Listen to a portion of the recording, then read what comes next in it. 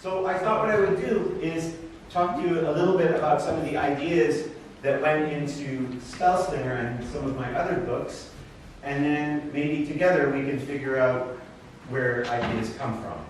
Because I have a lot of other books to write, and I swear I've got more ideas. So if you could help me, I would really appreciate it. That scene at the beginning of Spellslinger is quite an important one to me. It's actually kind of difficult sometimes for me to read because I come from Canada, and when you're a teenager in Canada, sometimes you get bullied. That doesn't happen in Denmark, I know, but for us it's a very tough place. And the way that scene is structured, it's because, I don't know if this has ever happened to any of you, but it's very rare, you know, when they show in movies, when they show somebody being bullied, it's always a scene where it's like the little kid comes out and then they suddenly gets jumped by all these bigger guys. That's not what happened to me, and it's not what happened to anybody else I knew. What happened is they would pick a fight with you and then tell everybody that they were going to fight you at 4 o'clock after school in the courtyard, as if you had a fair chance. So like, I'm not beating him up. I just challenged him to a fight, and somehow it's worse because you know, what are you going to do? I don't know how to fight some big guy, or I didn't. I still don't.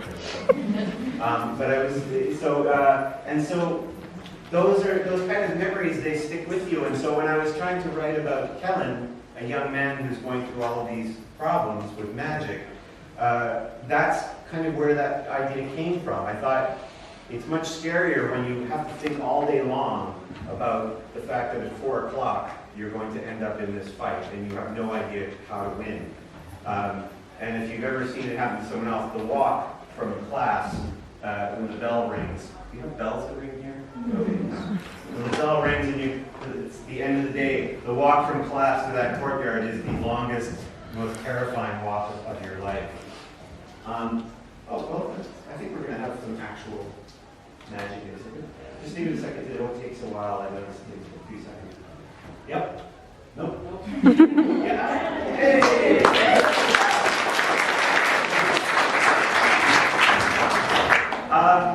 So, yeah, when I started writing Spellslinger, there are 3 main characters. I always sort of think of books first in terms of characters.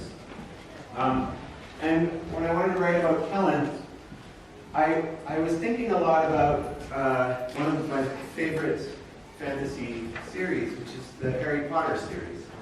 And those are wonderful books. And I hope you love them as much as I do, because I'm about to tell you awful things about them. So don't kill me. No Accio or whatever.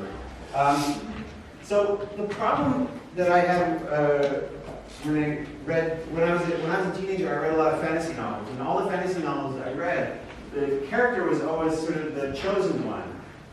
And that they had this great destiny, right? They thought they were ordinary, but it turned out they were very important.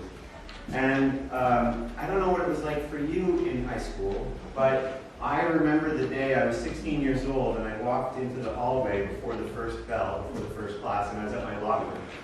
And I looked in the hall and I saw all my classmates coming in, and I suddenly had this thought. I mean, it's a thought I should have had before, but that was when I had this thought. I realized, I'm not the strongest person here. I'm not the smartest person here. I'm not the most talented person here. I'm certainly not the best looking person here. I don't even have the best personality. You know, like personality is the thing you're supposed to have when you don't have all the other good things. I wasn't even that nice. I was clearly not the chosen one. And so that was very difficult for me, because all of my fantasy books had told me that I was going to discover I was the chosen one. But there's more than that too. In all the fantasy I read, you always turn out you discover this super talent, that there's something you're incredibly talented at. So I kept waiting for my talent to appear, and it never appeared, which is why I didn't become a stripper. And also, it was strange because in so many fantasy novels that I read, the main character, it seems like their parents didn't love them at first, and then you find out they love them more than all the other parents. So I went home and I looked at my mom and dad, I think they loved other kids more than me. You could bring a random kid into the house, and they would be like, oh. And I'd be like, I'd just walk in and like, and then it also always turns out that somehow the main character thought they were poor, but they ended up being fabulously rich. And that also didn't happen. So what was strange for me is just when I was writing this book was just remembering how my own experience was so different from so many characters that I read about in the books that I loved. Because for me, it was discovering that I was not the chosen one. I didn't have all of these things. They weren't going to happen to me. And I noticed that for a lot of people and my classmates, they all had the same problem. Most of them discovered they weren't the chosen one either. Anyone who did think they were the chosen one now works in a petrol station. Which is, there's nothing wrong with that as a job, but they all thought they were going to be famous football players. Like real football, not what you guys do. I should go back to referring to the Danes as speaking Dutch.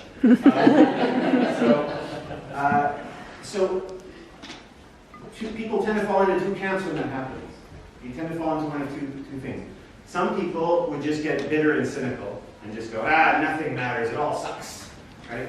And then other people would just kind of wait. They'd just be like, they just keep hoping. Like one day, I just have to keep sitting here and one day I'm going to find this great destiny. And I was really lucky because I had people around me who, I was living with my older sister at the time, and she's a feminist scholar, so she loved having a 16-year-old boy that she had to raise. And I said to her and her partner, you know, I just feel like I'm not really special. And I thought they were going to go, oh no, you're so special. And they went, yeah, you're right. Like we've been thinking about it for a while, and we can't think of anything that makes you very special. And then they said, so what are you going to do about it? And that, I think, is the ultimate moment for me of what it was like to be, when I was a teenager, when I hit that moment. It was, what am I going to do about it? And so that's how Kellen came to be for me. I wanted to write about somebody who didn't have a destiny, who was going to have to ask the question, what am I going to do about all of these things that I've discovered that I don't have, that I thought I was going to have?